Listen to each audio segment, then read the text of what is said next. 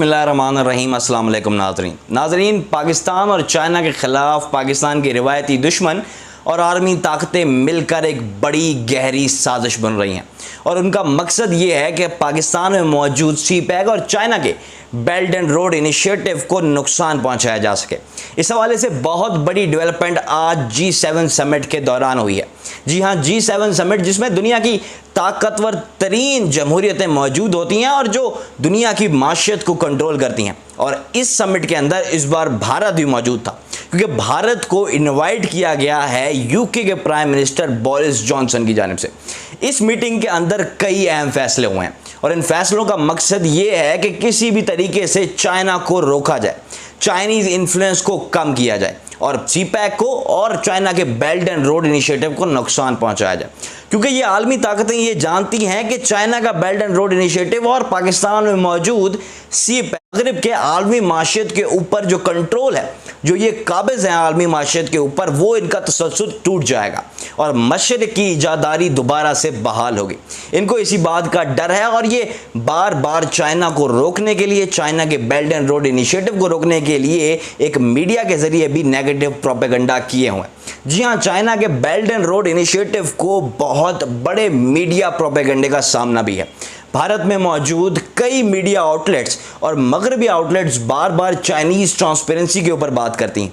वो ये बात करती हैं कि चाइना के लेबर लॉज सही नहीं है, चाइना के अंदर चाइल्ड लेबर बहुत ज़्यादा है। वो ये बात करते हैं कि करप्शन है इन BRI और CPEC के प्रोजेक्ट्स के अंदर, लेकिन इन बातों में किसी भी किस्म की कोई सदाकत नहीं है। इनका मकसद सिर्फ ये है कि किसी भी तरीके से CPEC और चाइना के बेल्ट एंड रोड इनिशिएटिव को नुकसान पहुंचाया जाए, क्योंकि चाइना का बेल्ट एंड रोड इनिशिएटिव ये एक $multi-billion ट्रिलियन प्रोजेक्ट है। इस प्रोजेक्ट के जरिए पूरी दुनिया के अंदर कनेक्टिविटी बहुत ज़्यादा हो जाएगी, ट्रेड काफ़ी हद तक बेहतर हो जाएगी, फासले कम हो जाएंगे। इस चाइना के बेल्ट एंड रोड इनिशिएटिव के जरिए समंदर के रूट को CPEC से और रोड के जरिए जो है वो पूरी दुनिया को कनेक्ट किया जाएगा। ये 100 से ज़्यादा मुल्कों तक फैल चुका है। इन मुल्कों के अंदर चाइनीज़ इन्फ्लुएंस इतना ज़्यादा है कि अब मगरिब अपनी नींदें हराम कर चुका और बार बार किसी ना किसी तरीके से वो ये चाहता है कि इस BRI को और CPEC को नुकसान पहुंचाया जाए। अब जो ममालिक जो हैं इस चाइना के बेल्ट एंड रोड इनिशिएटिव का हिस्सा नहीं है, वो ममालिक काफ़ी ज़्यादा घाटे में है और उनका मुस्तकबिल भी तारीख है, और इन्हीं ममालिक के अंदर भारत भी शामिल। इस हवाले से क्या डेवलपमेंट हुई है ये हम आपके सामने रखेंगे, और ये बहुत बड़ी डेवलपमेंट है वर्ल्ड इकॉनमी के हवाले से। हुआ ये है कि G7 और भारत जो है ये BRI belt and road initiative और CPEC के मुखालिफ मुतबादिल अपना एक प्रोजेक्ट जो है वो लॉन्च करने वाले। इस इंफ्रास्ट्रक्चर प्रोजेक्ट की अगर मैं डिटेल आपके सामने रखूं तो इसका नाम बिल्ड बैक बेटर वर्ल्ड है, जिसको B3W भी कहा गया है। ये $40 ट्रिलियन का प्रोजेक्ट है और इसमें दुनिया की 7 बड़ी माशियतें, डेमोक्रेसीज इन्वॉल्व हैं। ये 7 बड़ी डेमोक्रेसीज जो हैं ये इसमें US शामिल है, ब्रिटेन शामिल है, कनाडा, फ्रांस, जर्मनी, इटली और जापान इसका हिस्सा है। इस समिट के अंदर, ये समिट इस टाइम इंग्लैंड के अंदर जारी है पिछले 2-3 दिनों से, और आज ये जॉइंट स्टेटमेंट जो है वो इस समिट के इख्तिताम पर एंड पर दी गई है।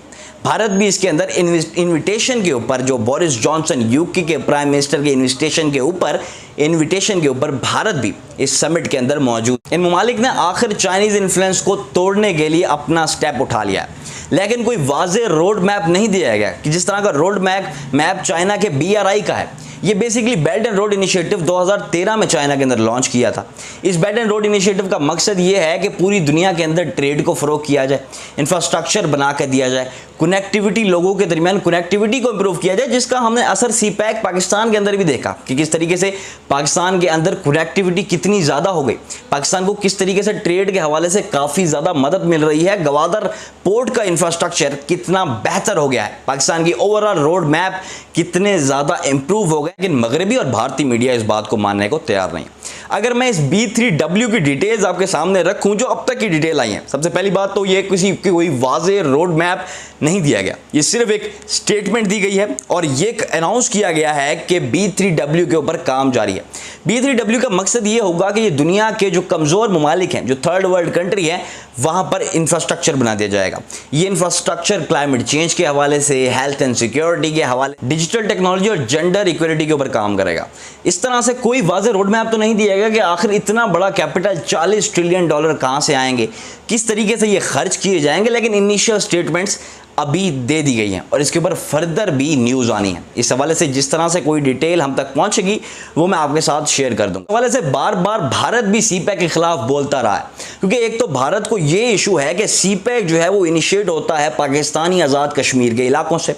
दूसरी बात यह है कि ये भारतीय ट्रेड के ऊपर बहुत बड़े तरीके से असरअंदाज होगा, इसलिए भारत कभी ईरान चाबहार पोर्ट की तरफ दौड़ता है तो कभी G7 ममालिक से दरख्वास्त करता है कि चाइना को रोका, क्योंकि ये भारतीय माशरत को बहुत बुरे तरीके से असरअंदाज करने वाले हैं।